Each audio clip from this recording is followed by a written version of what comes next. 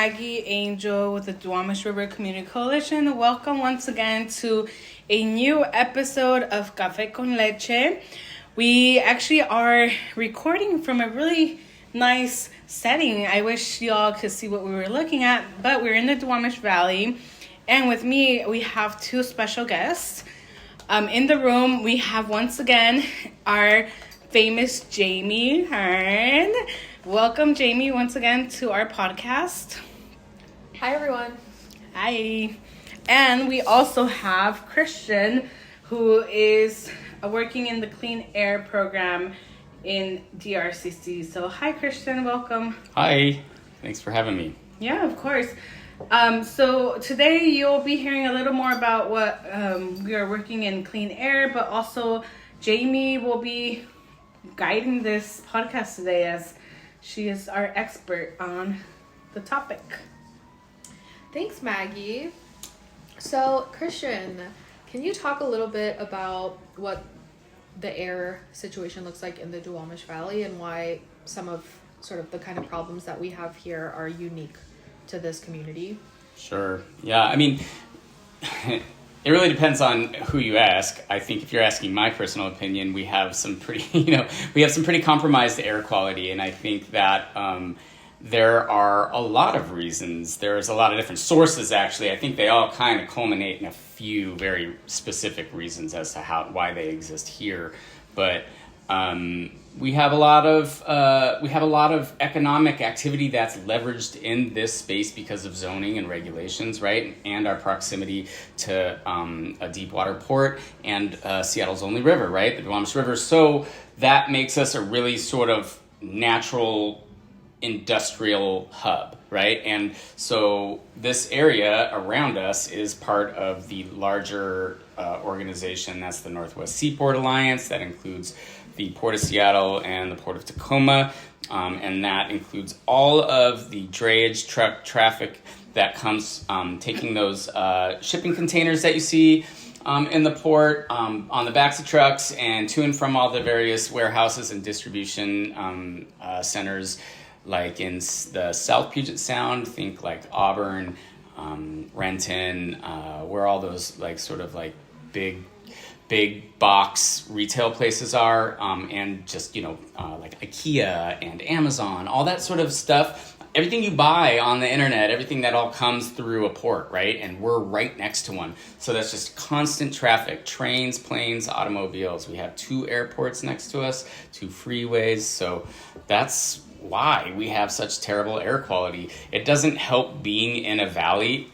That valley sort of geography actually can trap air in there. And the fact that we don't have a ton of green space can create like sort of heat island that can also affect sort of wind movement in a microclimate. So we have a lot of stuff kind of working against us when it comes to air quality. Was that too long-winded? No, that was great. No, and that brings a lot of questions to folks that are living in the valley. So what's a good way to contact you or someone at DRCC, or where can I learn more? Well, we have our website. Absolutely check out drcc.org and look for the clean air space. We have a lot of information, ways to get involved. We are going to be talking a lot about upcoming policy in the next session next year. It just ended. So, we have a lot of grant programs and community capacity building and air monitor network capacity building that we're trying to ramp up in the next year. So we're really trying to just increase our presence in almost every way, right? Mm-hmm. Policy wise, and then like in air monitoring and community capacity and engagement, and just tree planting, and that kind of really corresponds to the four strategies of the Clean Air Program, right? The first being to just reduce transportation emissions. Second one is to reduce, industry construction emissions. Then we want to we want to improve the indoor air quality of our shared spaces, right? So community centers, schools, multifamily housing and low-income housing, those spaces have notoriously poor indoor air quality, right? And we want to improve the outdoor air quality through changes. We need more trees, green spaces. We need more parks and less parking lots. So, yeah. And these are all things also that we notice as community members. So if you're listening to this podcast and you're like, oh yeah, that's true, I hear an airplane every few minutes. Yeah. That's part of the problem. Also, if you live around here, you also notice like the highways that you live between. You also notice the trucks passing through your streets. Yeah. So there's a bunch of little issues that we've been aware that have been occurring, but we never have linked everything together. And as you mentioned, like there's also the topic of like affordable housing. There's that topic of green spaces. It all intersects with clean air and the air quality we have down here in the valley. So of course, like we're starting to notice and put those things together, putting those dots together. Yeah. It's really helpful to hear the framework of the Clean Air Program. I'm wondering if you could sort of talk a little bit about sort of the specific air toxins that the Duwamish Valley particularly is concerned about, and what all of this air pollution actually means for community members and their day-to-day lives and sort of long-term health. Yeah, absolutely. I think probably number one is the sort of group of air toxins that come out of the tailpipes of diesel-powered engines, right? And there's a lot of them in there, but sometimes it's called black soot or just PM 2.5 from diesel, but PM being particulate matter, by the way, 2.5 being the size of it. It's microns, right? Tiny, but deadly. And so that is probably the number one source of air pollution in the Duwamish Valley, and it comes from all that like activity that I was talking about from trucks and trains and vehicles driving through here. There's also the hovercraft, so there's a lot of different places that comes from. We also have a lot of like heavy metal toxics that plague this area very specifically because of the industrialized nature of the river, right? And so we have carved out historically that space for them to pollute in that way, in a way that, through zoning regulations, they cannot do that in Laurelhurst. It's literally not legal to put this in other places of Seattle. And so it's concentrated here in this place for legal reasons, for zoning reasons. It's because other people don't want it. And so you have like glass and metal recycling facilities. We have airports. We have steel and concrete industry, and those all create a ton of different types of pollution. We have a lot of chromium and arsenic and lead from various sources, and those are particularly bad for people. They have cancer risk, but they also have neurological and non-cancer risk. They have long-term risk, and they also have short-term or acute risk. And so that shows up in a lot of ways here. Obviously, we have really high rates of asthma, particularly childhood asthma, 40%-ish higher than the rest of the city. We have higher rates of early death, cancer, premature birth, heart disease. Those can all be traced to toxics like cadmium, chromium, arsenic, and lead. Wow, that's scary. Not to scare everybody, but not to scare folks but that I are mean, listening, but we're broadcasting from South Park right now, Yeah. where my kids are about to walk home from Concord Elementary and breathe all of that air in. We're in sight of King County International Airport, where the vast majority of the traffic that goes in and out of there is using leaded fuel still. So there's, we have a lot of room for improvement. Oh yeah, and we have a bunch of industries just surrounding us that expose all these toxics to us. That's one. Also talking about the workers, like the health of the workers, they're also part of our community for coming down to the valley and working. One of the things I always ask myself, Christian, is data. We talk a lot about what's in the air, the consequences, but how do we have any data, or are we working on any data to to prove our point? Yeah, I mean, we have a lot of data to prove our point and to support our concerns. We've done a lot of work on our own through grant work and the University of Washington and other partnerships like the Western Washington University and the United States Forest Service to do things like collect moss samples in the Duwamish Valley and train local youth to do it. So we have a dual purpose of education and skills and job training and anti-displacement sort of strategies that we use to do things like go out and conduct research and science.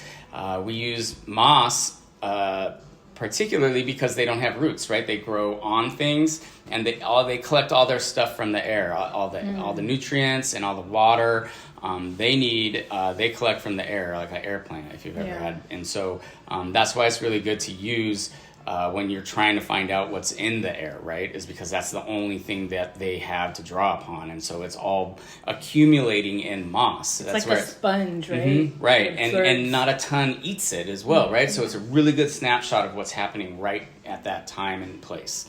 And so they went out. They took about 200 samples between 2019 and 2021, and then those samples were sent to a lab. They collected those samples under the guidance of field scientists from the Forest Service, and then when they got the data back, they created a heat map based on their grid system, and they were able to demonstrate elevated lead, arsenic, chromium in spaces around where you'd imagine that would be the case, like Seattle Iron and Metal, which is a scrap recycling facility, or Art of Glass, which is a glass recycling facility. We know those places create those because they have to report what they emit anyway. And so we know that a lot of that is escaping into the environment around it based on our moss research. And so we took that and we used that to advocate at our regional air authority, which is the Puget Sound Clean Air Agency, to deploy some monitors to check those places that we found, those hotspots, and their evidence also showed that there were elevated levels in those spaces. And so that's where we're at right now. We have that data. There's a lot of other data that we could point to from Department of Ecology and other community-directed grant-based air monitoring programs that we are deploying right now, like the Duwamish Air Improvement for Youth Study and the DAISY project, or the Trailer for Researching Environmental Equity grant project, the TREE project, and those are both community-directed air monitoring programs that we're deploying in 2024 to increase our understanding, more data. Yeah, and all that data is located in our website, so I will probably link our website or put a screenshot of that on the recording here so you'll know where to find it.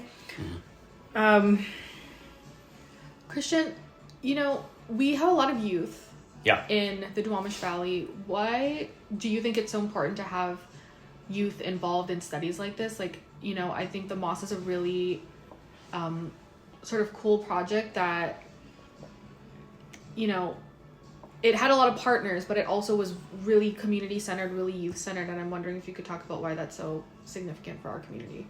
I mean, it's significant to me because two of them are mine. And I think it's significant to this community because we have more kids in this community in general than we do in other parts of this city. And the kids that we have in this community are in general more vulnerable, both socioeconomically and health-wise, than other places in the city. And so I think that we also have that particular group of people in a place that is particularly polluted. And not only is it particularly polluted, but it's also economically blighted, right? So those kids have less opportunity to escape this sort of situation, and it creates a sort of downward sort of negative spiral, right? We see it manifested in gang violence and drugs and graffiti that is really rampant in South Park. And so I think that skills and job training and economic improvement is part of the DRCC's overall strategy, of placekeeping and and community engagement and empowerment and capacity building. So I think that's why it's important. Yeah, I think what you're talking about is the fancy term that we use in our work is cumulative impacts. Yeah. And yeah, I think it's, really important to acknowledge, you were talking about things like the Superfund, and we just had 3 episodes on the Superfund. Mm-hmm. But, all these different forms of pollution combined with things like socioeconomic factors, all sort of create circumstances in the Duwamish Valley that are unique to our community and that you don't really see in other parts of Seattle or even the county. Right, yeah, and I think it's really important to realize that, like, because of the industrialized nature of the Duwamish Valley in terms of air quality, we breathe air that's a lot more similar to like a place like Houston, Texas, than anywhere else around us in the Duwamish Valley. But most of the air monitors that we really rely on, and most of the data is drawn from other places of Seattle and used to sort of characterize the general air quality, and it doesn't really focus in at that hyper regional level, right? So like most of like our regional air authorities and state authorities focus on a regional strategy that's with regional level data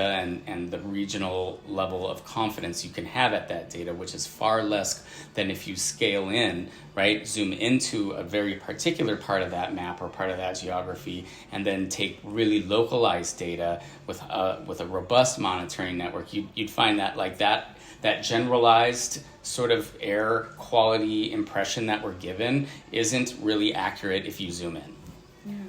We've talked a lot about, like the Moss study was a really great opportunity to collect data and be able to use that to advocate for our community. But do you also feel like, while there are really great studies like Moss study, do you also feel like there are data gaps or? Yeah, absolutely. I think there's a ton of data gaps.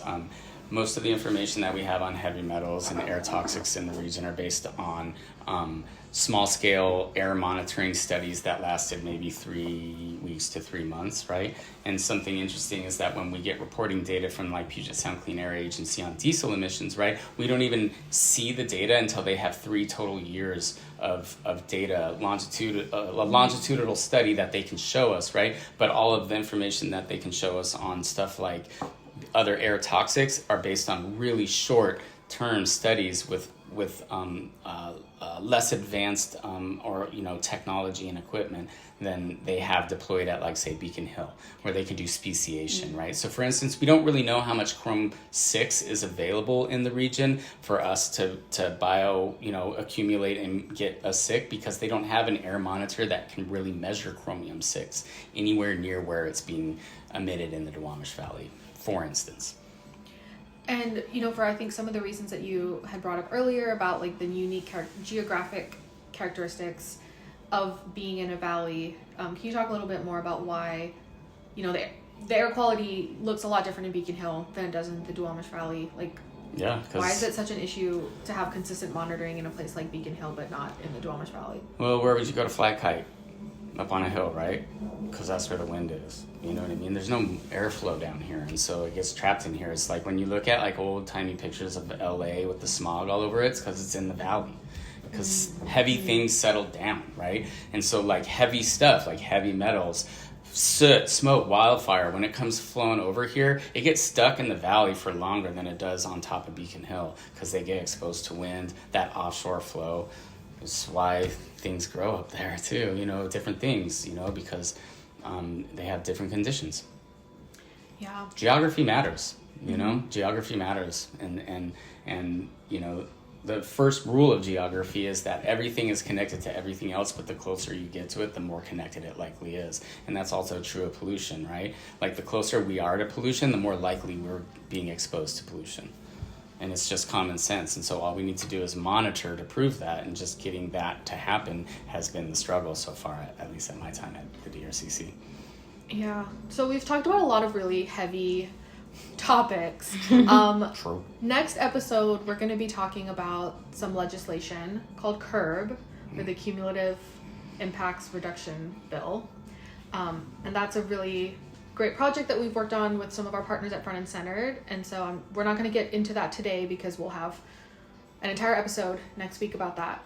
But I'm wondering if, to close out this episode, you could talk about some things that folks can do at home, or things that are really accessible for them to kind of improve air quality if not for the whole valley, like what can people do in their homes? What can we control to improve air quality? That's a really great question. I think any type of indoor air filtration with a HEPA filter, you could literally buy just like a pack of like square, I can't remember like the dimensions, maybe 8 by 11 or something like that, and then tape it to the front of a box fan.